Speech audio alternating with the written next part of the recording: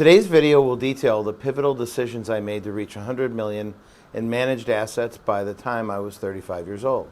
So including talking a risky client into becoming more conservative, how to calm down an overthinking client, best ways to motivate an unengaged client, which market information to share with clients and which not to, how to underpromise and overdeliver, the incredible importance of investor and market protection programs, when to suggest an investor change their strategy, and so much more. I want to say a huge thank you to everyone here who hits the like button and leaves a comment down below. Let's talk a little bit about talking a risky client into becoming more conservative. So there are times when you might recognize that your client is taking too much risk. And if that is the case, what you need to do is to find a way to show your client that they're taking too much risk and then suggest that they can meet those same goals and be more conservative. So once again, we're taking this out of, gee, did we beat the benchmark? Did we maximize our gains in Bitcoin or something aggressive? And more focusing on the objective of the client. We always have to remember, why are we investing? Why are we doing all this? Are we doing this to satisfy our egos that maybe we beat the market every year, or we're the best investor, or we have bragging rights for a cocktail party? Or is it really that there's an objective we're trying to meet? So if you have that conversation with clients, usually they get to the point where they realize, oh well, yeah, there's a reason why do we have all this money that we're growing and building a portfolio? It's for retirement, it's for other objectives. So you build into a financial plan the regular spending based on their current spending and a certain percentage of that. You might make special allowances for a car every few years. There's maybe family members that are going to have weddings. These are the large expenditures that are built into a financial plan.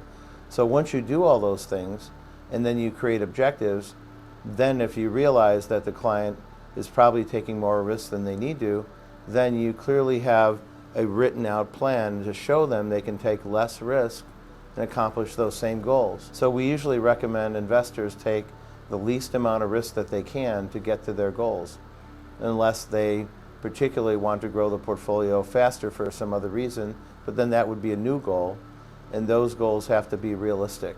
If an investor says, I want to earn 20% a year, well, that might be a nice objective, but we've never seen most asset classes do that kind of return.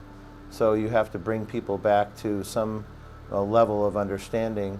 I remember back in the 1980s when the stock markets averaged a 17% return, and it was the largest growth period ever in the US financial markets, but it wasn't sustainable, as then the markets reverted to the mean, if you will, into a less growth mode over the next decade, and so the returns weren't as robust.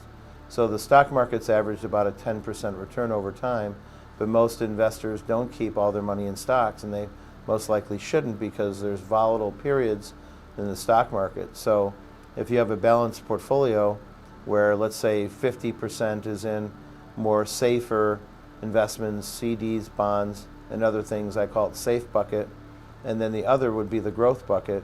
The growth bucket could earn 10, maybe a little bit more, depending on if you add other growth asset classes.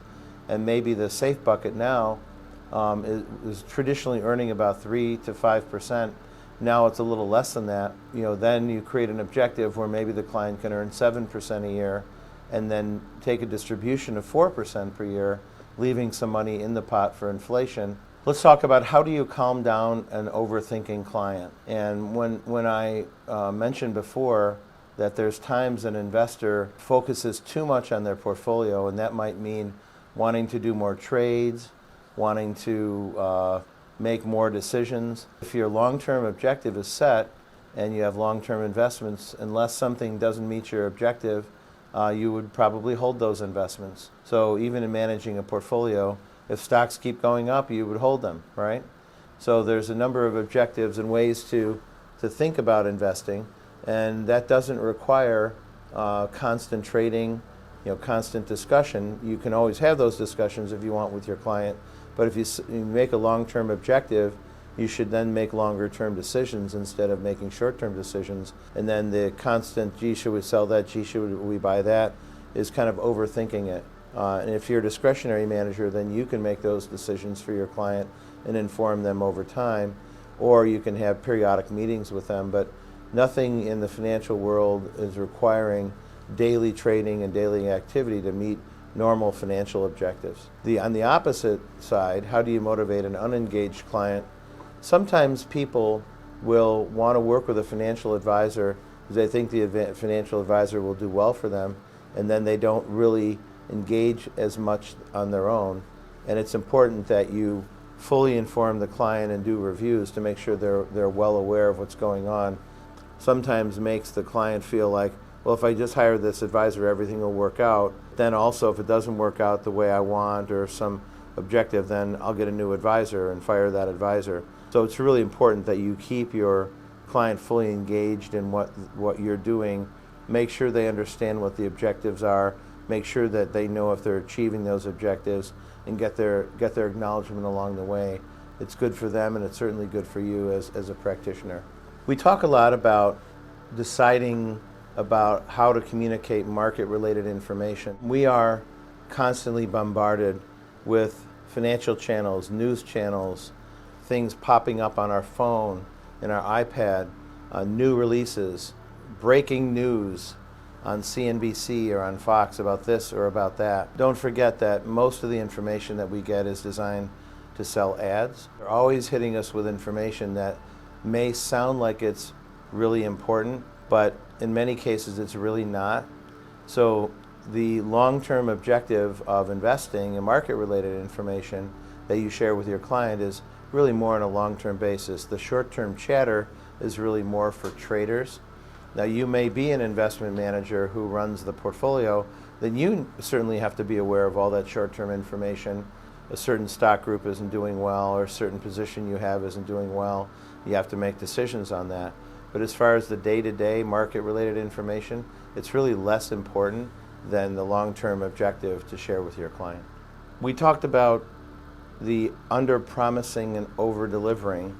That requires that you do everything that you say that you're going to do, and make sure that you explain to your investor what the program is and how you're going to service their relationship, and then make sure you do all those things, and then maybe do a few more things that they're not expecting. That could involve events, that could involve a whole series of other contacts that were not part of the regular relationship. Usually what financial clients will say is that my advisors don't call me enough, that they're not in contact enough.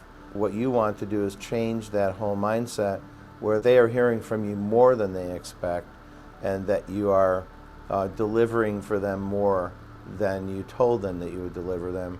And that just puts you in a very good position. It certainly services the client better. There are investor protection programs, Securities Industry Protection Corp, and private insurance. The investor programs that protect the investor, it's important to point out that those programs don't protect the investor against market decline. So there is risk to investing, and that's not what the investor protection programs are about. There's insurance programs to protect against fraud. It's important that you tell your client that they have essentially fraud protection, working with you and working with the different investment houses that you might place money with. It does not protect them against market decline. Now at 4-Star, what we've done is we've created a series of portfolios that do rotate out of the market partially, or in some cases, 2 portfolios completely. The reason that is to protect against the major declines in the market. By developing a system of rotation where we can get slowly out of the market in a market decline and then slowly back in either in part or in full in a certain portfolio, it gives the investor the ability to avoid a 30, 40, or 50% decline in their portfolio. Many retired investors need to take some risk to get returns, but can't really sustain those major declines. If an investor does sustain a major decline, it can change their life. It could force them to go back to work. They won't have enough money to live on. So it's important that you have some sort of investor protection program for their portfolio, in addition to the fraud protection that's held at all financial custody banks or financial firms. There are times as investors change objectives, they should change their investment strategy. But again, as we have mentioned before, there should be an objective and a purpose for what you're doing with a client. So then when the client's purpose changes or their objectives change, that's the time that you change investment strategy. There are also times when the markets fundamentally change, where maybe markets get really, really expensive, or certain things are happening in the markets that are somewhat anomalies, and you can tell that. And those are times that maybe you can suggest to your client that we get out of a certain investing area, like a small cap after a large run, or international stocks after a large run, or if there's currency issues. If you understand all those things, then you can come to clients to make investment strategy changes. But most of the strategy changes should be based on client objective. And if the client's objectives change, then the strategies should change as well. The general progression is that people take more risk when they're younger because they have more time, they have the luxury of time, that they can sustain some losses knowing that they'll make it back in time before they retire. As investors get older, their investment objectives get more conservative over time. They don't have the ability to sustain losses and recover from that as well. So thank you so much for watching. If you enjoyed these ideas here, please smash that like button, as we always say, and subscribe to our channel, and leave a comment down below. So don't forget to download our guide on how to get to 100 million and beyond in managed assets by going to forestarwealth.com/advisors. And again, I wanted to reiterate that our only goal here is to help you to grow your financial advisor practice. So if you have any follow-up questions on this topic, any parts of this topic, please write them down, comments below, and we'll answer them directly. If you're a financial advisor looking for more freedom, higher margins, and better training, discuss joining our team by going to forestarwealth.com/advisors. All right, thanks for tuning in, everybody, and keep on growing.